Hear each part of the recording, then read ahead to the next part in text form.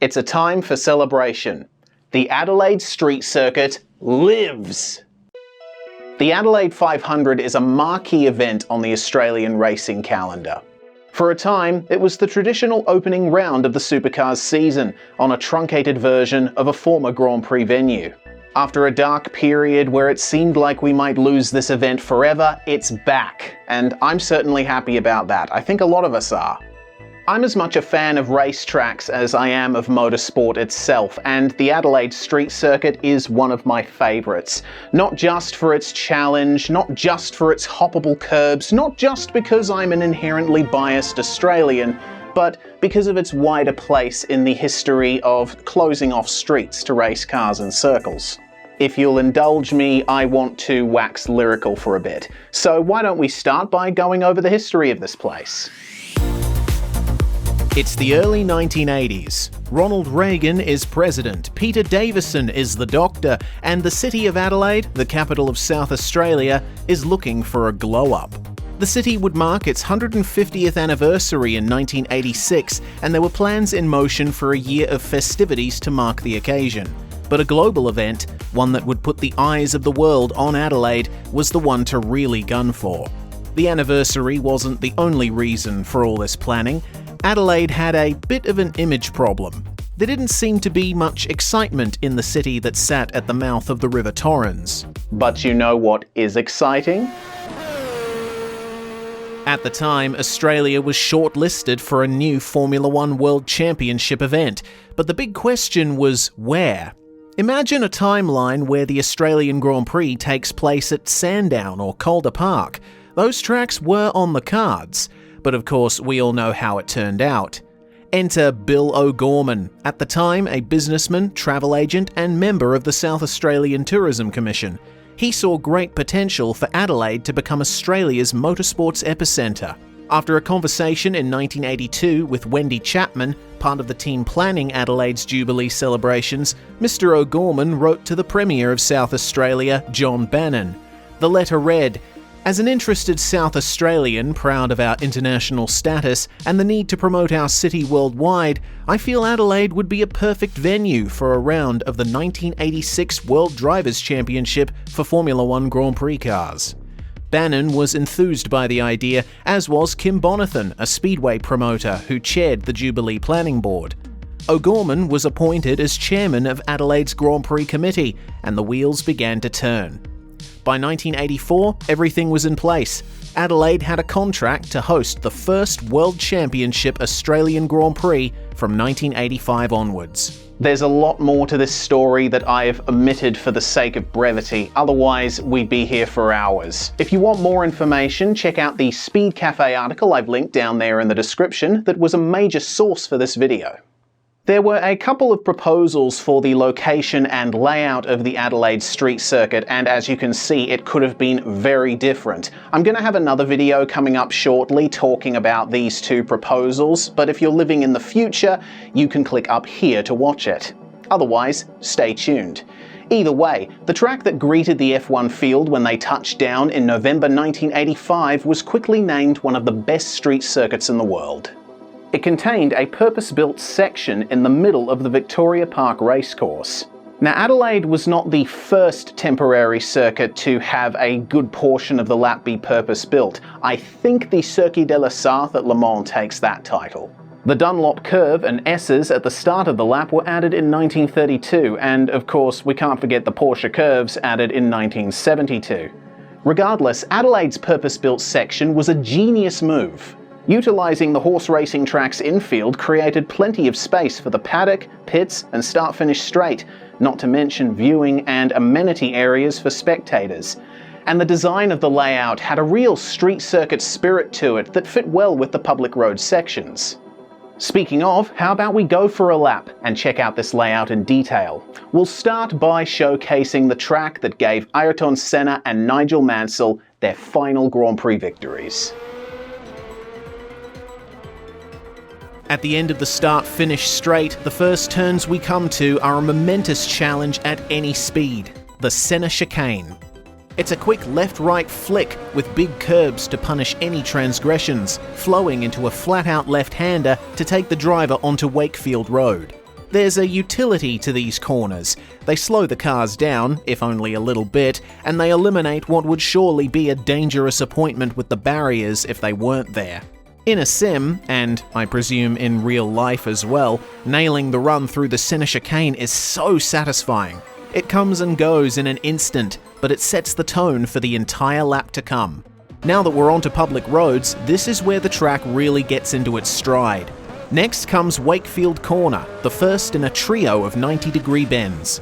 This first one is a good overtaking opportunity, one of the heaviest braking zones where you can take advantage of your rival making a mistake out of the center chicane. 90-degree bends often get a bad rap when fans and drivers talk about racetrack design, but turns 4, 5 and 6 show the value they can add. Of course, these are public roads we're talking about, so the fact that these turns are the way they are wasn't exactly predetermined. They were already there for over a century. But their placement is convenient and works well in the context of the whole lap. There's enough space between them that you can build up some speed, get your rival offline and potentially set up a pass. Yet they're also close enough together that you have to keep on your toes and need to get into a rhythm to get them right. This part of the circuit places a lot of importance on mechanical grip, particularly at the front of the car. If there's anything you don't want at Adelaide, it's understeer. Aerodynamic grip comes back into play when we enter Hutt Street. A short straight allows the driver to build up the downforce they need to really attack this left-right S-bend. Once again, the curbs are large and must be avoided. Precision is key, as is the ability to keep up mid-corner speed. Fortunately, if you don't quite nail the second one, you don't have to suffer for long. The S-bend effectively flows straight into another 90-degree right that's a little faster than it looks. This takes us onto the Jones Straight and the run up to Brewery Corner, what I believe is the most important turn on this layout, and the hardest to get right after the center chicane. The entry fades to the left under light braking before flicking hard right in third gear. More monstrous curbs greet you at the apex and exit, ready to ruin your day if you get the line through the turn even slightly wrong. But if you nail it, you carry that momentum all the way down the Brabham Straight, otherwise known as Duquetteville Terrace. At the height of the turbo era, F1 cars could reach an insane speed on this straight. It certainly means that the brakes get one hell of a workout when slowing right down for the Duquetteville hairpin, the track's slowest corner. The entry isn't much of a problem. As long as you haven't missed your braking marker or locked up, you just turn in, brush the inside curb, and you're golden. It's the exit that provides the greatest challenge. Wheel spin is always something to look out for, especially in a turbo car in qualifying trim. Traction is the priority, not just to get a good exit, but also because if you spend too much time correcting a slide, you'll compromise your entry back onto the purpose-built section of the circuit. These left-handers are deceptively difficult. The kink that takes us off the public roads should be flat out, but if the driver's inputs are too extreme, the car will get loose through it. Especially bad news, because as soon as you pass the apex curb, you need to straighten up to start braking for a 90-degree left. You better hope you don't lock up or lose control, because there isn't much runoff on the outside. Out of turn 13, continue blending left to set up for an incredibly important right-hand sweeper.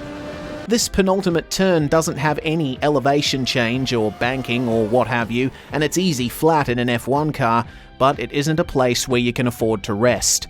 Once again, you have to straighten up the car quickly, because just as you leave it behind, you have to get on the anchors one more time for the final hairpin. It's a first gear affair, and though it's not quite as difficult to get right as the other hairpin on the lap, it's certainly one you need to nail. It's your last opportunity to gain time, entering as smoothly as possible and trying your best to keep the wheel spin under control on the exit. Thus ends one hell of a lap, one that would be used until 1995, when the Australian Grand Prix moved to Albert Park in Melbourne for 1996. The track lay dormant for 4 years before V8 supercars returned to it in a shortened form. This wasn't quite the end of the original layout though. It would be resurrected one final time in 2000. The American Le Mans series ran the Race of 1,000 Years on New Year's Eve of that year. The race was supposed to be the first of a 9-year contract and was meant to build up to a planned Asia-Pacific Le Mans series, but it only ended up being run once, and even then was not run to its full planned 1,000-kilometre distance. Alan McNish and Rinaldo Capello drove their Audi R8 to the overall victory. After this, the F1 layout of the Adelaide Street Circuit was finally consigned to history. Unfortunately, the exact route of the full layout no longer exists, apart from the straights, of course. Roadworks in 2016 removed all traces of the original Hutt Street S-bend and Brewery Corner, so while it's still possible to run a full extended layout, it won't be the same as it once was. Now let's focus briefly on the current layout, used by supercars for the Adelaide 500. I say briefly because there's only 2 corners that separate it from the F1 layout, but one of them is a hefty chonker, let's say. The touring car layout sees us divert to the right after a shortened run on Hutt Street. The current turn 7 is one of the most important on the track to get right. The inside curb is harsh and must be avoided to keep the car stable. If the driver makes a mistake on the exit, they'll be hurting all the way down the long stretch of Bartels Road. Then, to get us back onto Duquetteville Terrace, we come to Turn 8, one of the most fearsome corners in Australian motorsport. When the track was first shortened in 1999, Turn 8 was similar to Brewery Corner on the original layout, more of a hard right that required quite a bit of braking. But in 2002, it was drastically changed. Now, it's a high-speed sweep to the right, with concrete barriers either side, taken in top gear with only a stab of the brakes on turn-in. It's so fast, with so little margin for error, that Supercars has a special rule for this specific corner: no overtaking allowed. If there's any overlap, the trailing car must yield before the turn-in point. If you look at this turn and your first thought is, "This seems highly dangerous," you'd be correct. Sadly, this is the part of the circuit that caused an untimely death in a support race in 2008. Ashley Cooper was an up-and-coming touring car driver racing in the category that is now known as Super 2.